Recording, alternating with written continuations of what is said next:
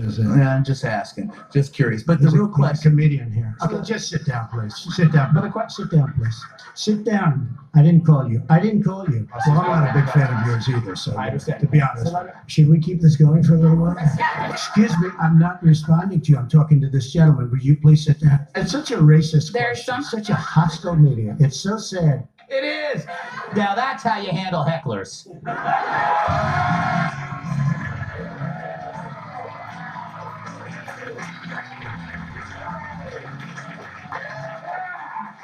Tonight, the election aftermath. Distraught over losing the House, conservatives expressed their rage all over the country. Here's tape of the chaos in the streets.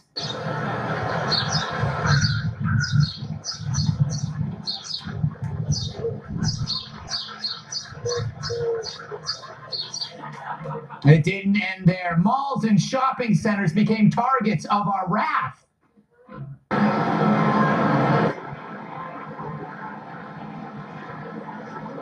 Oh, ugly, ugly, ugly. But we didn't stop there. We actually hit the streets and to talk to the traumatized. The Fox News Decision Desk can now project that Democrats will take control of the House of Representatives for the first time in 8 years, dealing a major setback to President Trump's legislative agenda. Yo, bro, wait up. Are you really that upset about the midterms? Oh, man, softball season's right around the corner. We gotta hit the batting cages. Oh, all right. Democrats control the House. The reason we can make that call is analysis data plus the raw total, looking at the numbers. Sure, did you hear about the midterms? Oh, no, but I just curled 50 in a row. Awesome job, bro. It is a very, very big deal. I think the people. I want to die! My hair like black or brown maybe. Something new for the fall. Giving fresh hope to liberals who want to investigate, possibly even impeach. We lost the house. No, we didn't. It's right there in Miss Piggy's dressing room. You're right. Not that knock is the best.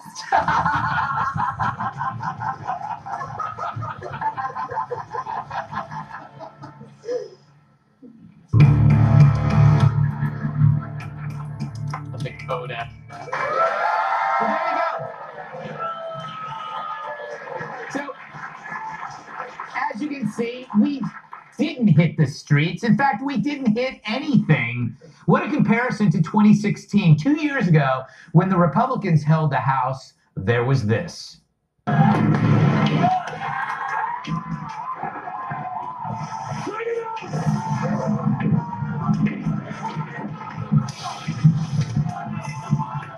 And now on Wednesday, when we lose, there's this.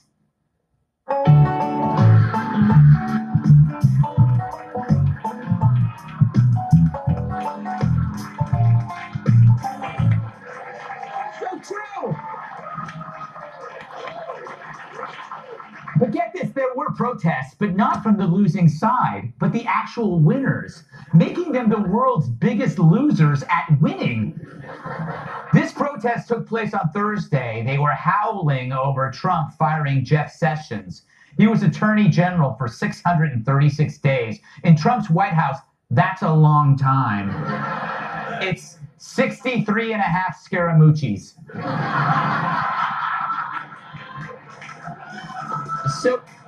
So how desperate and lonely does a liberal have to be to protest the firing of a right-winger? I mean, they're sad that Sessions is gone. He's to the right of Genghis Khan. He would give you the electric chair for wearing sandals to work. I'm pretty sure he hunts vegans on a private island. Nude vegans. So if that's, I don't know why I added that. So if that's what leftists do when they win, what would they have done if they lost?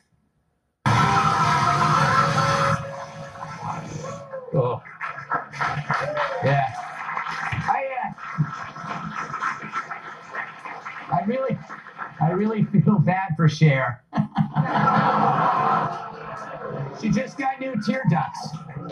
So, It really is a lesson about losing and winning. And it's lost on life's true losers, the left. They can't stand to win. That would mean they couldn't whine. Here's the chairman of the Democratic Party being told he's won the House, but not the Senate. What is it?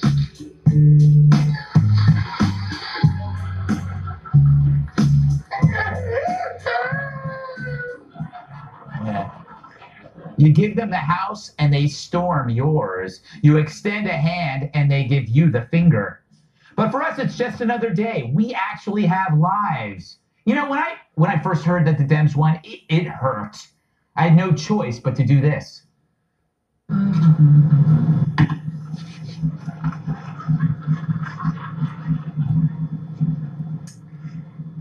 I'm making a peanut butter and jelly sandwich. What can I say? I like peanut butter and jelly. So even when we lose, we know we'll win the next time. Plus, we see the bright side everywhere. For example, with the house turning blue, Donald Trump really actually has a new friend, a new foil. It's like when the Jeffersons moved next door to Archie Bunker. A lot of people don't remember that. And isn't it more fun to play tennis against another person and not a garage door, even if that person is Nancy Pelosi? All right, maybe not. More good news. 3 leaders of the Kavanaugh witch trials got booted. That's a great message.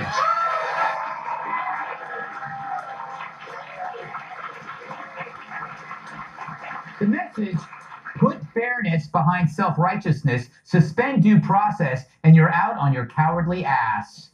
I hope their next job is serving beer. I love beer. Finally, the other silver lining, the most beloved progressive of all lost, Beto.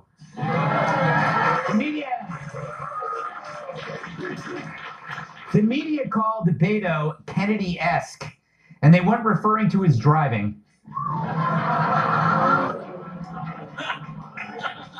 He was a rock star without the herpes. I'm glad he lost, if only to drive his celebrity fans who never heard of him until a few months ago nuts.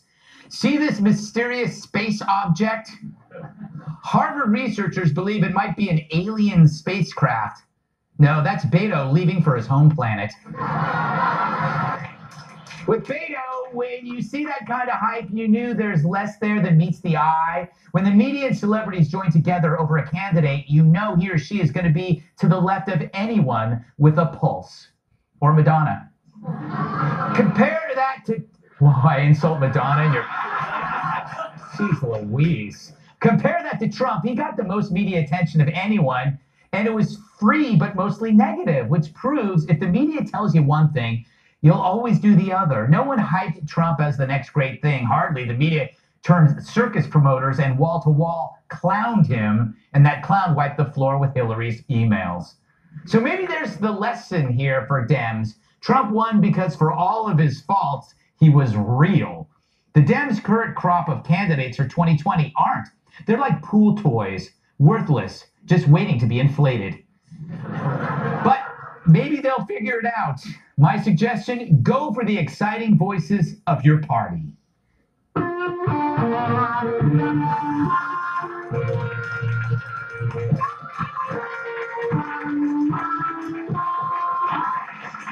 Or maybe this.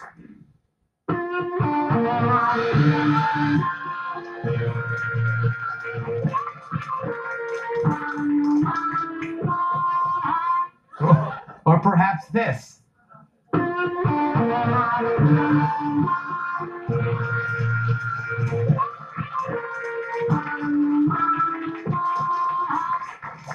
Hamster as VP, why not? We almost had Tim Kaine.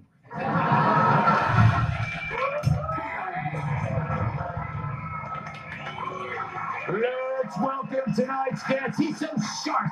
He is so sharp, he can poke holes in water. That's TV writer and producer Rob Long. First-time guest. He's so patriotic, he once dated the Statue of Liberty. Author of Spygate, the attempted sabotage of Donald J. Trump. Former Secret Service agent Dan Bongino. She's so bright you can see her thoughts from space. National security analyst Morgan Ortagus. And unlike the Democrats, he could literally flip a house. Former WWE superstar, massive sidekick Tyrus. All right, Rob. Give me your take on this week on the outcome. The outcomes kind of what was amazing was what we expected. The red states were voted red, and the Democrats turned the House. But look, Clinton, Bush, Obama, and now Trump, they've all had this happen. This is not, everybody acts like this big freaky thing, but it's actually the way American politics has been for 30 years. Yes, exactly. It's like, oh, this is a historic night. And then they cut to Nancy Pelosi. Like, we've seen her already. Like, this is nothing's new here. We're like, I've seen this movie, and I kind of also know how this movie ends. Yes. It kind of in tears. It does, Yeah. it does. And Nancy Pelosi, she's like Bobby Ewing. You know, all of a sudden she's in the shower. It was just a dream. She's back. Yeah, right. Oh, stop it. Bobby Ewing's from Dallas. I can't make references anymore. Listen, I watched Nick at Night. I get it. Bobby was the more attractive of the Ewing brothers, right? Yeah. Yes, the younger one who died, and then they brought it back. We're getting off track here, Dan. Welcome to the show. Yeah, man. Dan, Democrats, are they the worst losers and the worst winners in history? Yeah, it was really horrible about this. I mean, listen, the split decision, everything was great for like talking heads like me. Great for business. It was awesome. But the reality is it was horrible for America because there's no clear front runner for 2020 that emerged. So we're going to have to deal with this nonsense. And the fact that nobody kicked the other party's ass in this thing is the fact that now everybody on both sides has to make the case. So for the next 2 years, it's going to be like, no, we won because we won the Senate and the governorships, and then we won. It's like you'd almost like a definitive outcome just to shut up for a little while. Right. But it's great for business guys. Yeah, no, you're right. In fact, ambiguity is awesome because we can sit here and scream about it forever. Morgan, what did you make of it? I'm just really happy that Florida screwed up again. Yeah. I mean, like, where would we be if we weren't dealing with another Florida is like your crazy cousin that shows up at Thanksgiving and decides to ride the lawnmower into the lake. Right. But it's I rode a three-wheeler into, I'm from Florida, and I rode a three-wheeler into the lake once as a kid, so like maybe this all makes sense? Yes, it does, it does. So you understand. You're like, Totally. you know what you are? You're the Florida whisperer. I don't even know what that means, but it sounds right, Tyrus. It's only those counties, though. The rest of the state does fine. What is with No, it's just 2 counties. Yeah. Tyrus, thoughts? Everybody got what they wanted. Yeah, yeah. And everyone's still upset. Yeah. So we're just a bunch of spoiled kids, you know? What did you make of the midterm outcome? I just said that. Everybody got what they wanted, and they still complain. Yes. Yes. So I can't deal with you. They are like kids who they're like kids that got exactly what they wanted for Christmas, but in the wrong color. Yeah, but also notice that the Democrats were mad that Trump seemed to be celebrating. Yes. They were mad and he was happy. Like, you're not supposed to be happy. It's really great, there's a great, Freudian analyst, Dr. Banderson would say, this is exactly what the problem with happiness is. You can't be happy if someone else is happy. Yeah. Like, why can't they just all But celebrate? it's great mind games. It's amazing. Like, he comes out, good job, guys. Yeah. They're like, no, you're supposed to cry. Exactly. He Darth Vader him. Like, Luke got away and he just walked back. And then he did a history of how great it was compared to previous elections, which is he had that already planned. All right, we got to move. Up next, why are we talking about CNN's Jim Acosta now? The guy gets more airtime than pollen.